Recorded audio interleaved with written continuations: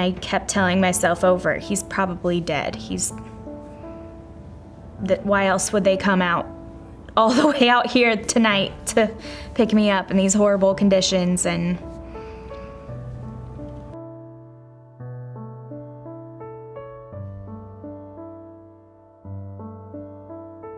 they drop a tone for a pedestrian strike on the highway. And I'm thinking to myself, who in their right mind is on the highway in this weather? And had no inclination, didn't even cross my mind that it'd be a police officer responding to a crash. I heard a knock at the door. It's like after midnight. And took me a while to wake up, but I went to the spare room and looked out the window, and I saw it was a police car. I know it's not probably right to think, but it's crossing through my mind. I hope it's not one of ours. They said, "Are you Brittany?" I said, "Yes." They said, "Byron's been in an accident, but he's okay. We don't have any other information. We need you to come with us."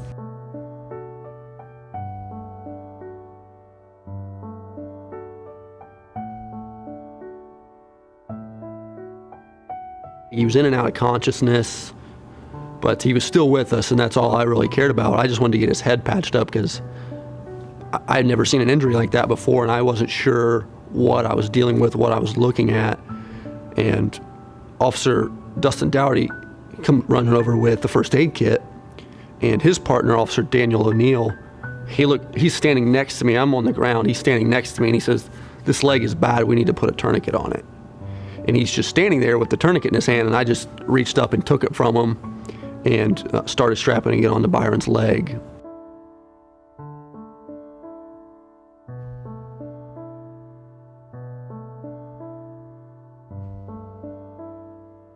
I actually said, "Let's load him up and take him to the valley on the side of the road." So I know it's a given. That kind of injury, you're going to Miami Valley. I know where we're going. Everyone knows where we're going. It didn't matter where we were in the city, we'd be going to Miami Valley for that type of injury. He was noted to have a very severe injury to his right lower extremity, what we many times would refer to as a mangled extremity. Was an open fracture. His tibia and fibula on the right leg were broken, and it was an open wound. He was actively bleeding. When the doors open and I walk up the ramp, there's probably 20, 25 police officers, Dayton police officers, lined up and down the ramp staring at me. It was determined, unfortunately, that the extremity, his right leg, was just too damaged that could not be salvaged at that point. So he underwent an amputation. And sometimes we have to make that very difficult decision on, or sometimes we call it life over limb.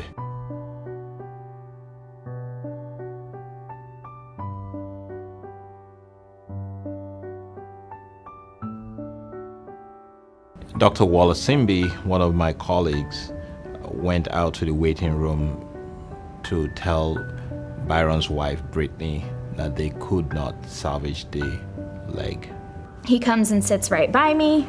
I turn and he says, "Byron is going to be okay, but we had to amputate his leg." And I said, "Okay."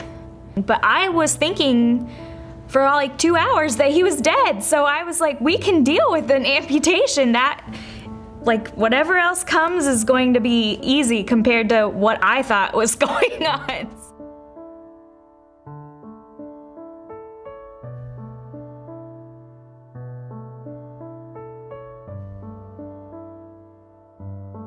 Once they moved us up to I believe it was the intensive care unit, we were able to get in and just get a peek at him.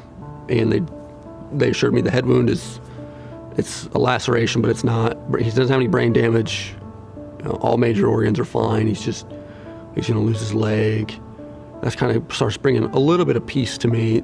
I mean, he's gonna live. And just having known Byron for At that point, over just a little over a year, I knew he's one of the most resilient people that I'd ever met, and that this wasn't going to stop him. A lot of things came together, but the fact is that the different components that came together for him are things that have been very well thought out and planned. So the design of our hospital and the trauma center is something that has been very well thought of, tried, tested throughout the years. The way our teams function and the ways we continuously try to improve. And this was an example of the trauma team at our Level 1 center working together. 95% of recovery is mental, 5% is physical.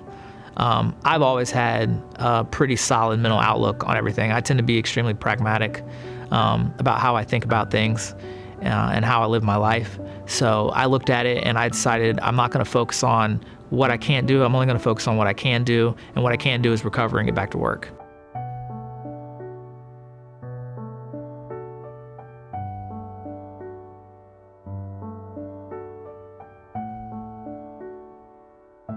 I'm one of those people, I really know who I am and what I'm capable of.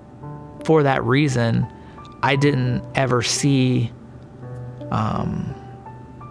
there being a problem with me being able to be right back where I was, prior to being injured. My daughter was 10 months at the time of Byron's accident, and she pretty much learned to walk with his walker. She was walking before him, but the walker has like the lower handles, and she stood up in there.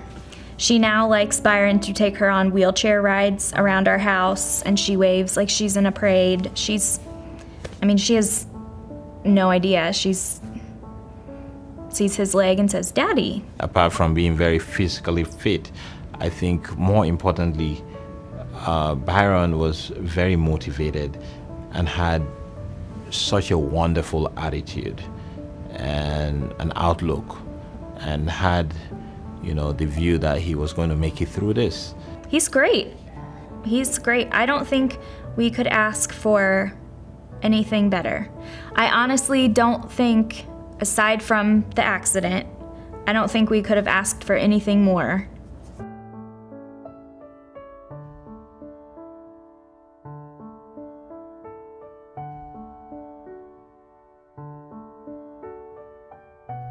If I'm the one that is in need of critical care, I hope that either in the back of a police car or in the back of an ambulance, I hope I'm getting taken to Miami Valley.